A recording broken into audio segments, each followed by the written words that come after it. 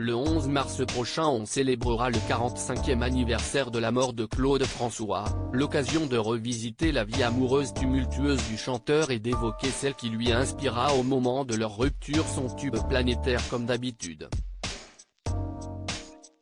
Certes, on se souvient que comme le dit la chanson, pour Claude François les femmes sont toutes belles, belles comme le jour, et comme l'amour, mais le chanteur a bien été contraint à faire des choix.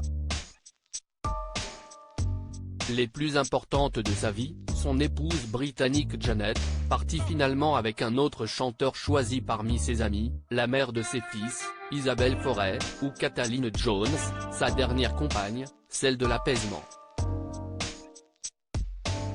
Mais il ne faudrait pas oublier celle avec laquelle il a vécu une histoire des plus passionnées, et pour qui il finit par écrire le tube planétaire, comme d'habitude, France Gall. En mars 1965, la toute jeune chanteuse remporte l'Eurovision avec Poupée de cire, Poupée de son. En 1968 elle livre l'histoire de leur idylle, et raconte comment elle a filé en coulisses pour appeler son amoureux et lui faire part de cet immense bonheur. Mais à l'autre bout du fil l'accueil que lui réserve Claude François est glacial. Il lui annonce qu'il la quitte et lui lance une phrase terrible, « Si est très bien, mais pour nous si est fini. Jamais je n'épouserai une fille du métier. »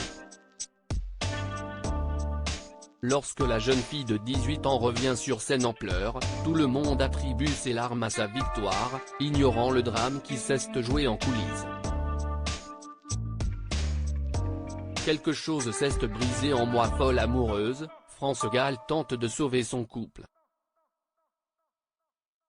Ce soir-là, je n'aille même pas assister à la remise du prix.